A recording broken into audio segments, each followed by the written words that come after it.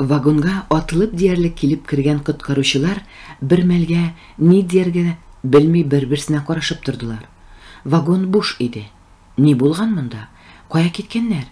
Китәргә нәрсә? Кем мәҗбүр иткән? Алай дисәң, әйберләр тузгытылмаган, бар да тәртип белән алып куелган. Кемдер мәҗбүр иткән булса, актарынып, тузгытып бетерерләр иде. Берсенең дә башына юньле уй кермәде. Барысы да Айсылуны эзләгәннәрен белә, әмма кем эзләтә? Монысы табышмак иде. Нариман дияр идең, аның үтерелгәнен Тимерхан белә. Этләрдән калган сөякләрен үзләре табып, җиргә иңдерделәр. Тагын кем эзләтергә мөмкин? Әллә Зөлфиянең әтисеме? Әгәр дә ул булса, кичекмәстән Айсылуны коткарырга кирәк. Кызы Зөлфиянең үлемендә гаепле дип санап, Айсылудан үч алмас дип кем әйтә ала? Тик аны кайдан табырга? Нигә алар сөйләшкәнчә Гөлниса кире килгәнне көтмичә китеп барганнар? Әллә алып киткәннәрме? Хәзер кайдан табарга инде сезне Айсылу? Гомер буе куркуның ни икәнен белмәгән Тимерхан беренче тапкыр кара тиргә батып, курку хисен кичерде. Кызының язмышы өчен курка, үзе өчен түгел. Булай булгач, утка да керергә риза иде ул. Инде очрашабыз, инде кызы бу михнәттән котылыр дип өметләнгән Тимерханга Айсылуның югалуы авыр тәэсир итте. Ул инде хатынына да булган хәлләрне бәйнә-бәйнә сөйләп биргән. Идрис белән Айсылуны бала белән бергә үзләренә алып кайтачагында җиткергән иде. Бик акыллы хатын белән яшәгәнен шунда гына аңлады Тимерхан. Әлбәттә, диде ул, ирен аптырашта калдырып кискен генә. Синең балаң, дустың бит алар, нигә каршы булыйм ди? Әнә кызың үз гомерен куркыныч астына куеп, кеше баласы өчен михнәт чигеп йөри. Бу кадәр үзеңә акчасы акшар икән, дип тәстәде. Ярата хатыны Тимерханны. Юкка гына бер гарнизоннан икенчесенә иреннән калмый йөрдемени ул. Шул ярату йөртте дә инде. Айсылуны да тапсалар. Сәвия бинең оныгына озак кайырга туры килмәде. Кыю йөрәкле, тормышның әллә нинди бурмаларын күреп тә бирешмичә, нык калган җете әби аларны үзе тапты. Әбисе белән үсеп, яхшыны яманнан аерга өйрәнгән егет аны фатирларына алып кайтты. Әби безнең белән яшәячәк, минем бүлмәдә, мин кухняда йокларга риза, диде ул әтисе белән әнисенә, каршы сүз әйтергә ирек бирмичә. Тегеләре ни юк, ни ярый димәделәр, үз бүлмәләренә кереп бикләнделәр. Бала ачуы яман иде. Әни кешенең генә ачуы кар кебек күп булса да тиз эри. Калганнар өчен штаб Гөлниса фатиры. Барысы да шунда җыелалар, барысы да бер уй белән башын вата. Айсылуны кайдан табырга? Илдар килеп кергәндә дә шул хакта фикерләшәләр иде. Дуслар, мин Айсылуның эзенә төштем. Алар дөрестән дә Давыт Корбанов кулында. Сәвия бик күреп калган машина аның исемендә. Сезнең белән киңәшләшмичә берни дә кузгатмадым. Нишлибез? Полициягә әйтәбезме? Әллә үзебезнең көчкә генә таянабызмы? Ирләр бер-берсенә караштылар. Тимерхан хәрби кешеләргә хас тавышы белән нык итеп: Бизнес өлкәсендәге күп кешеләрне беләм, бөтенесе дә кабахат димәс идем. Мине Корбанов белән очраштыра аламы, дустым? Дип Илдарга карады. Бер сүзсез, алайса иртәгәгә кадәр сау булашабыз. Банкка киләсез, мин дә сезнең белән барам, диде Илдар. Гөлниса егеткә сокланып карап туймады. Ярты ел эчендә әллә егет үзгәргән, әллә Гөлнисаның күзе ачылган. Давыт эчендәген тиз генә тышка чыгара торганнардан түгел иде. Гомер уртасына җиткәч кенә үзгәрмәс бит инде. Бу юлы да Айсылу белән очрашуга сак карады ул. Үзенең ярдәмчеләренә кызны әдәм рәтенә кертергә кушып, оныгы белән әвәрә килде. Башта Сабыйны кулына алырга базмады. Каты итеп тотармын да берәр җирен авырттырырмын дип курыкты. Ни хикмәт, бу Сабый аңа шул кадәр якын, кадерле иде. Күзләрен тутырып карап торуын күр. Хатынының да күзләре шундый матур, түп-түгәрәк, саф, эчкерсез иде. Алар Давытка бер кайчан да хыянат итмәделәр. Ирнең йөрәге чәнчеп куйды. Хыянат итмәделәр. Иң бәхетле көннәрнең берсендә шыпырт кына ташлап киттеләр. Дилбәре кыз бала тапканда Давыт чит илдә командировкада иде. Шатлыклы хәбәрне алуга сөекле хатыны янына ашыкты. Беренче самолетка билет алып, бер күчәк мимозалар күтәреп бала табу йортына килде. Хатынының әйткән сүзе бар иде. Бала белән мине аларга килгәндә, кулында мимозалар күрергә телим. Давыт аның сүзен үтәде, әмма Дилбәр аны калдырып китте. тавыш-тынсыз гына, беркемгә үпкәләми, 22 яшында, йылмайып, үзеннән якты нур калдырып, мәңгелеккә китте дә барды. Дилбәрне күмгәч, аның каберен мимозалар белән төрделәр. 1 ел буена кабер өстендәге мимозаларны алыштырып торучыны да тапты Давыт. Хатынының үлеменә 1 ел вакыт узгач, аның хакындагы хатирәләрне күңеленең бер почмагына бикләп куйды да, башка беркем белән дә бүлешмәде. Дилбәр аныкы, Давытныкы гына иде. Ир баш аягы белән бизнеска чумды. Кыз өчен яшәргә карар кылган иргә бизнес, мөхәббәт тә тормышның мәгънәсе дә булды. Бу фикренең ялгыш булганлыгын ул менә хәзер генә аңлады. Аңлады, әмма соң, бик соң. Хәзер инде Зөлфия дә юк. Оныгының да дөм ятим булуына да Давыт үзе генә гаепле. Шул чак үзе хакында уйлаганын сизгән кебек, Гайша Давытка карап йылмаеп куйды да, кулындагы уенчыгын сузды. Аптырап калган ир ни кылырга белми торганда сабый «тәт-тәт-тәт» дип кабатлады. Әллә уенчыгын мактый, әллә Давытка «син дә әйбәт» диде. Аңламый бит әле яңа гына үзенең бабай икәнлеген тойган ир. Бу күренештән телсез калган Давытны ишеккә шакып айныттылар. Айсылу душка кирип чыкты, әмма бик хәлсез. Иртәгә кадәр ял итсен, бераз гына маташасы бар әле аның белән. Кием салым, маникюр, тегесе бусы кирәк дип тезеп китте Анна исемле хезмәтче хатын. Ни кирәк, барысын да эшләгез диде Давыт. Һәм баланың исеме ничек икән, шуны гына сорагыз дип үтенде. Давытның күңелендә Айсылуга карата ниндидер бер җылы хис уянып китте. Ул инде аңа каты бәрелә алмаячак, һәм җыенмый да иде. Тагын шуңа игътибар итте. Шакыганны ишеткән бала башын сузып ишектән кирүчене көтте. Үз телендә нидер сөйләнде. Бала Айсылуны көтә түгелмесең? Ниндидер дулкын Давыт бабайның күңел ишеген шакып алгандай булды. Йөрәгенең сикерүе дә бетеп китте кебек. Баланың исеме Гайша, һәм аны Зөлфия үзе кушып калдырганын белгәч, үз гомерендә беренче тапкыр Давытның күзеннән яшь чыкты. Әле миндәге кешелек хисләре үлеп бетмәгән икән, дип уйлады ул. Күз яшын сөртеп тә тормыйча. Менә шушы кечкенә генә җуан иясе аның тормышын бөтенләй башка юлдан алып китәчәген, ул юл аңа бәхет алып киләчәген тойган ир, ниһаять, гаиләле булуның никадәр зур шатлык икәнен аңлады. Гайша туйганчы уенчыклар белән уйнап, берничә тапкыр «тәт-тә» дип кабатлап, Давытның күңелен күргәч, арып-талып йокыга талды.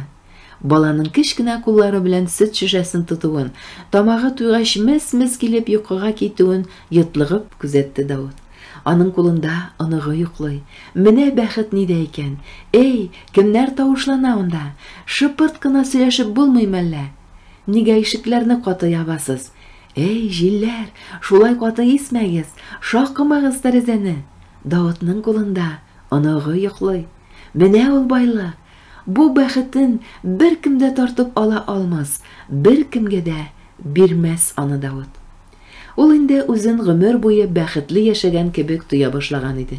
Әйтерсеңлә, булып узган хәлләрнең берсе дә Давыт белән булмаган, әйтерсеңлә, ул нәни Гайшаны әле генә тапмаган.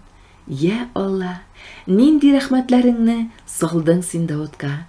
Гомеренә яшь бала исен иснәгәне юк иде. Рәхәтләнде ир. Битен баланың битенә, борынын борынына тидереп карады. Кытыклай. Ипләп кенә баланы караватына салгач, Давыт үз алдына көлемсерәп куйды. Карале, булдыра икән бит. Гомере буе бала үстергән кешедән ким түгел бердә. Давыт үзен кемдер күзәткәнен сизеп, сискәнеп китте. Аз гына ярып калдырып ачылган ишек артында кемдер бар иде. Кирүче күренмәде. Давыт ишекне ачып караганда, беркем дә юк иде инде. Хатын кыздан соң гына кала торган хуш исне тойган Давыт үзен Айсылу күзәткәнне аңлады. Бала өчен борчыладыр, дип уйлады. Борчылырлык та шул.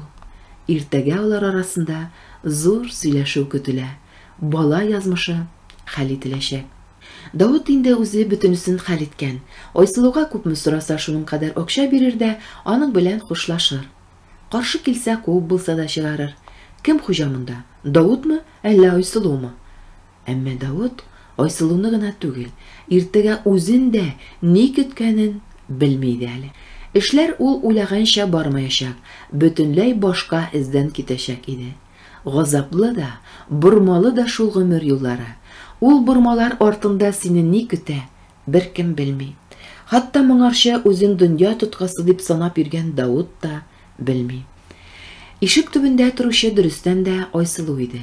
Бала дөньяга килгәннән бирле бергә булганга, үзләрен айыруларына эче пошып, Гайшә йоклаган бүлмәгә үтеп булмасмы дип күзәтеп йөрүе иде аның. Булмады. Гайшә янында Давыт утыра һәм бүлмәдән чыгып китәргә җыенмый да иде. Кире үзенә бирелгән бүлмәгә кереп бикләнүдән башка чарасы калмады Айсылуның. Ни булса да иртәгә булачак, ни генә булса да кыз берни эшли алмаячак. Закон каршында да, ошбу дөньяның явыз кануннары буенча да Давыт көчле, Гайшә бит аның оныгы. Әлегә кадәр бернинди документы, туу турындагы таныклыгы да булмаган балага ничек өмет итә ала инде Айсылу? Ни генә булмасын, Давыт Гайшәгә начарлык кылмас дип өметләнә кыз. Хәзер аның тормышы көйләнер, тамагы тук, өсте бөтен булыр. Әнә нинди мул, бай тормышта яшәячәк Гайшә. Моннан соң аның бер кайгысы булмас. Давыт ул бала бәхетле булсын өчен барысында эшләячәк. Иң мөһиме шушы бит әле. Айсылу йоклый алмады. Чытырдатып күзләрен йомып, 1000-гә кадәр санап та күзен йоклый алмагач, торып кышкы бакчага чыкты. Мондый бакча айруча матур була икән. Ай нурларына кыйнып утырган каштан агачлары сукланы уятып, кыз үзен чит планетага эләккән кебек хис итте. Бакчаның сихри матурлыгы Айсылуның борчылган күңелен тынычландырган кебек булды. Узак вакыт төн кошы булып йөрүләр үз эшен эшләгәнме, Айсылу төнге вакытны ярата башлаган икән бит. Күктә балкыган ай нурлары аңа юл күрсәттеләр, бәлә казалы урыннан читкә алып киттеләр. Төн сихри тынлыгы белән ошый иде аңа.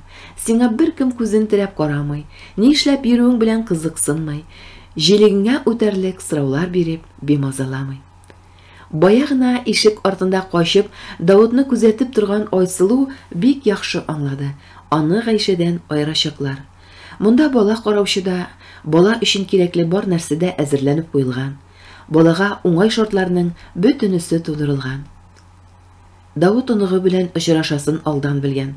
Кайдан белде икән ул? Әллә Нариман әйткәнме? Юктыр.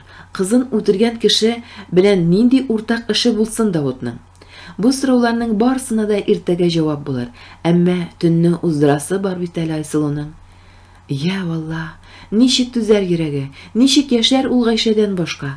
Давытның Гайшә белән ничек әвәрә килүен карап торганда, Айсылуны бер ят хис биләп алды.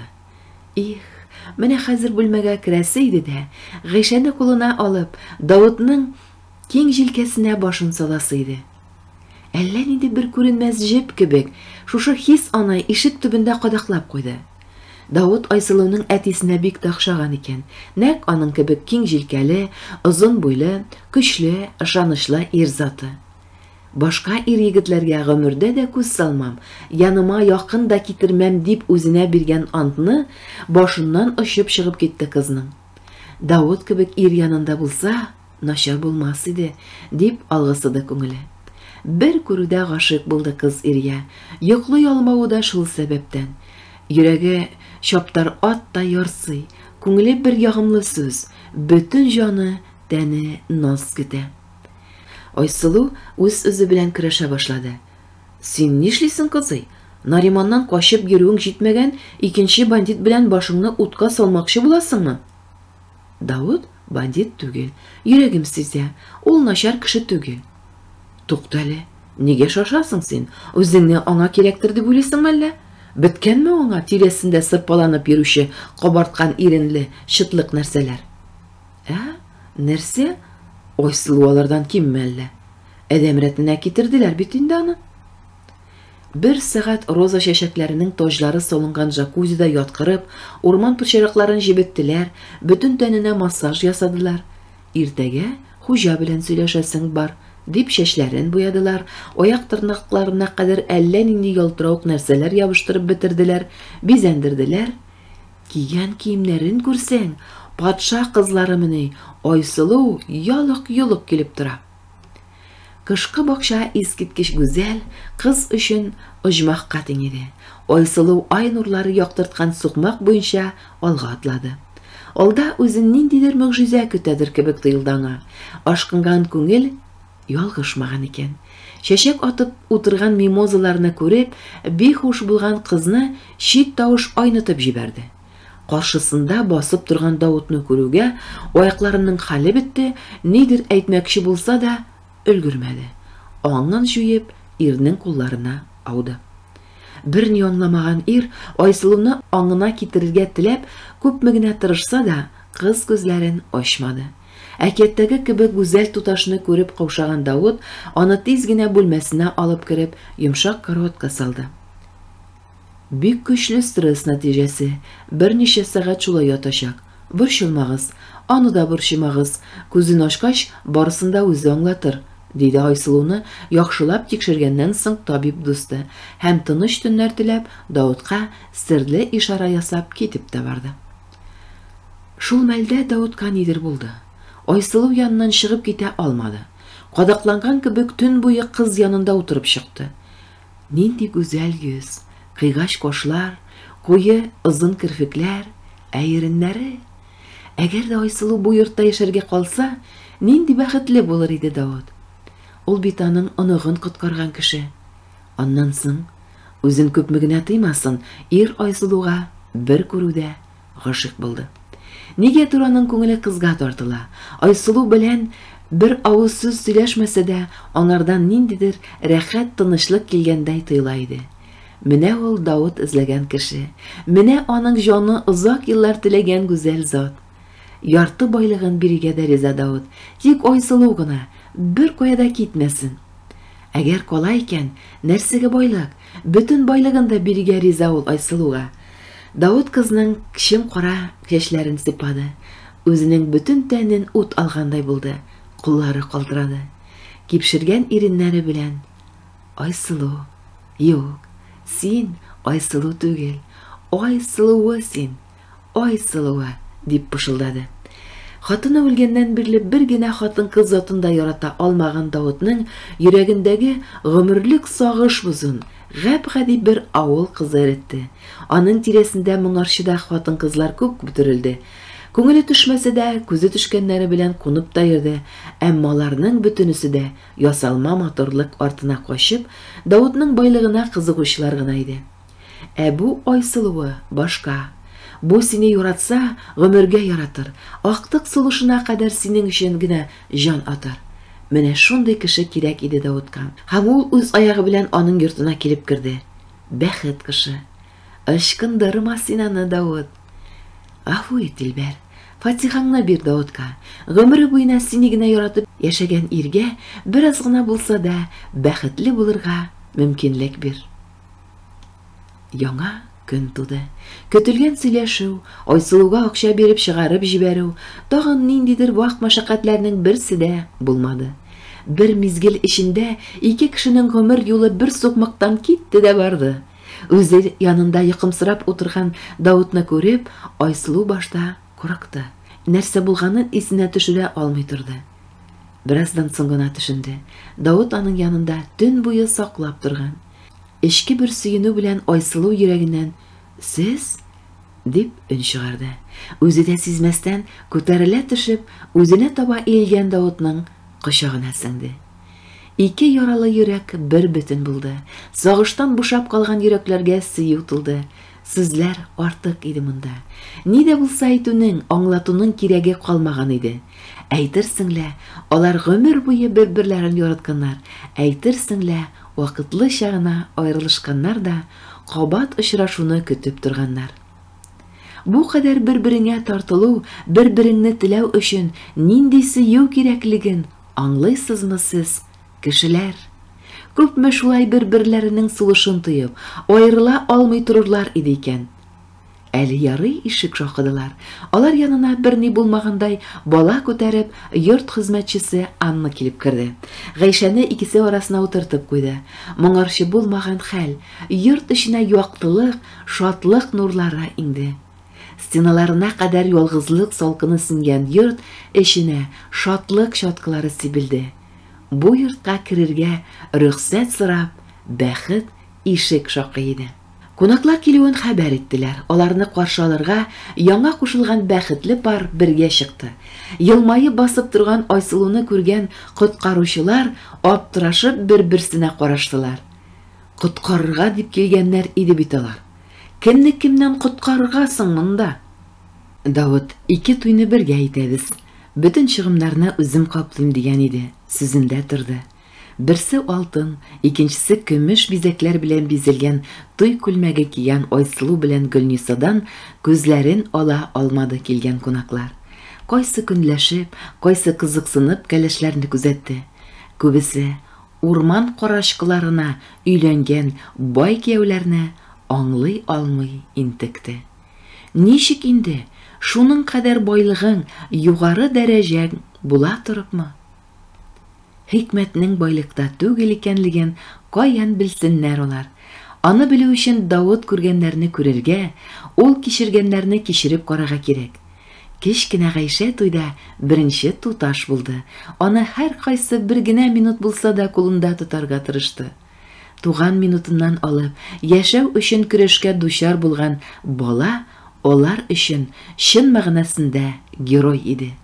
Үзен кулына алган һәр кешенең битеннән, чәченнән сыйпаган Гайшә фәрештә кебек тоелды. Үзләрен әллә кем итеп тойган кешеләрне сискәндереп җибәрде. Әйе, тормыш катлаулы, сукмаклары чуалган. Син бүген югарыда, ә иртәгә үзең рәнҗеткән кешеләрнең аяк астында. Кем генә булсаң да, егылырга өйрәнергә кирәк. Бик нык егылганда да аякка турып басарлык булсын.